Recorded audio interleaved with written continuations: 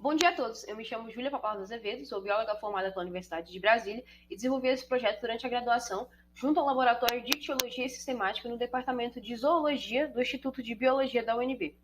Tive como orientadora a professora doutora Verônica Slobodian e como co-orientador externo à UNB, Dr. Tiago Loboda.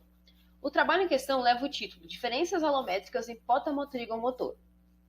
Para começar dando uma introdução, ela pertence à ordem dos milibatiformes, que são as raias conhecidas como raias com espinho.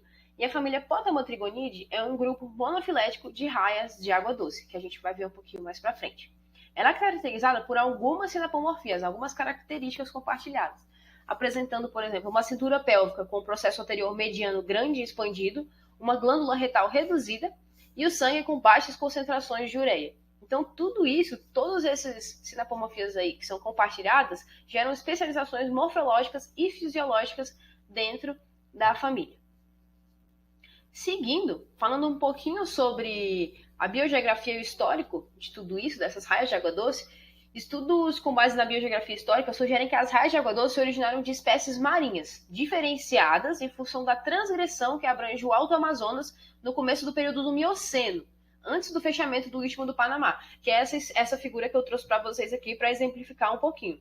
Então, o oceano subiu, conseguiram passar várias espécies, e com a volta do oceano para o nível normal, esse grupo teria ficado preso dentro do continente, resultando no compartilhamento de um ancestral comum, que é o gênero Imatura, filogeneticamente mais próximo dos Potamotrigonídeos. E dentro dos Potamotrigonídeos, temos a família Potamotrigonini, que é um grupo que evolui exclusivamente em águas doces continentais, apresentando uma ampla distribuição em muitas bacias sul-americanas. E dentro dessa subfamília nós temos o gênero Potamotrigon, que é o gênero utilizado no nosso trabalho. Esse gênero contém, hoje, 31 espécies válidas, e ele é caracterizado por raias com caudas curtas e grossas, com espinho pontiagudo e sem fim, e com muitos ornamentos coloridos em sua superfície dorsal. Quanto ao gênero, a gente entra também agora na espécie em questão, que é a Potamotrigomotoro, que ela possui uma ampla distribuição dentro das bacias sul-americanas, como, por exemplo, na Amazonas, Paraná, Paraguai e na do Orinoco. E aí, se a gente junta essa ampla distribuição com o policromatismo presente na sua coloração, acaba gerando muitas dúvidas taxonômicas. Então, o objetivo do nosso trabalho a gente traz essa proposta, né, de analisar espécimes de Potamotrigomotoro pertencente à bacia amazônica, investigando características morfológicas dela. E aí a gente começa a trazer isso, pensando se existe um padrão alométrico entre essas características, né, comparando elas entre si. E aí se existe um padrão alométrico de crescimento e se esse padrão muda ao longo do desenvolvimento ontogenético ou a depender do sexo do organismo. Foram examinados, então, 93 indivíduos de Potamotrigomotoro. Desses 93 indivíduos, nós tiramos 28 medidas, entre elas comprimento do disco, comprimento da cauda, comprimento externo do cláspide e largura da cauda. Essas foram as 4 medidas que nós utilizamos. Eles foram pré-categorizados em juvenil, subadulto, adulto, macho ou fêmea, a depender do cláspide. Todas as medidas que nós tiramos foram logo transformadas, né, para a gente buscar uma normalidade nesses dados, e a gente utilizou esses dados com distribuição normal. Então, a gente fez regressão linear buscando compreender o padrão alométrico do crescimento. Posteriormente a isso, nós utilizamos uma análise de variância, a ANOVA, para testar se há diferença do padrão alométrico das estruturas entre si, ao longo da ontogenia e a depender do sexo do animal. O nível de significância adotado foi de 0,05 e todas as análises foram executadas no software R.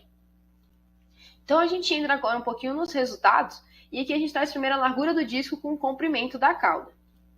Rodando os dados, a gente percebeu que a inclinação dos machos é de 0,76 e das fêmeas de 0,96. É um valor bem próximo. Com um P de 0,01, nós notamos então que o sexo influencia sim na relação largura do disco e comprimento da cauda. Nas fêmeas, buscando na literatura, a gente percebeu que elas são maiores e mais robustas, com caudas menores, o que então indica um possível investimento em outras estruturas corporais, como por exemplo a largura do disco, o que é muito explicado também pela viviparidade da espécie, ou seja, a fêmea tem que ter um disco maior, mais largo, para que ela consiga abrigar os filhotes no período de reprodução. Já os machos, eles têm caudas mais longas, e isso está muito ligado ao comportamento reprodutivo, à defesa e à competição que ocorre na espécie. Aqui a gente vai passar para a largura do disco com o comprimento da cauda, mas eu já vou puxar um pouquinho também sobre a largura da cauda.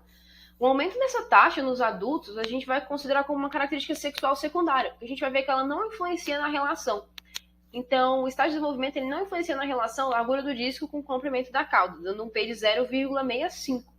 E aí é que é interessante a gente apontar que nessa primeira imagem nós temos um indivíduo com uma cauda maior e mais fina, e posteriormente ela vai diminuindo até ficar menor, mais grossa, que é uma característica dos indivíduos. Aqui a gente começa com o indivíduo juvenil até o indivíduo adulto. E aí a gente traz um pouquinho da largura da cauda, e aí a largura da cauda ela aumenta em uma taxa menor que a esperada largura do disco. Então elas não aumentam na mesma proporção, mas a gente mostrou que o sexo influencia sim na relação largura do disco com largura da cauda, mostrando um P de 0,05. E aí depois a gente passa um pouquinho para largura do disco e largura da cauda, e o aumento dessa taxa em adultos e juvenis pode mostrar de novo uma característica sexual secundária, onde os adultos apresentam caudas relativamente mais largas e robustas em relação à largura do disco. E aí a gente prova também que o estágio de desenvolvimento não influencia na relação largura do disco com largura da cauda, com um P de 0,11. E por fim, a largura do disco com o comprimento externo do clasper, a gente tem aqui o comprimento do clasper cresce na mesma taxa que a largura do disco. Então, são estruturas que crescem em conjunto.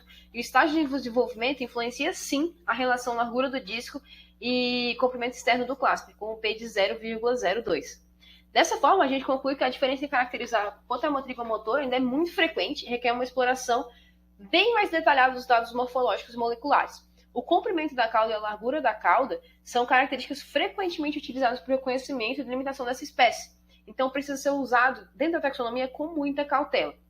Dessa forma, eu termino aqui meu trabalho, concluo isso e agradeço a todos. Até mais.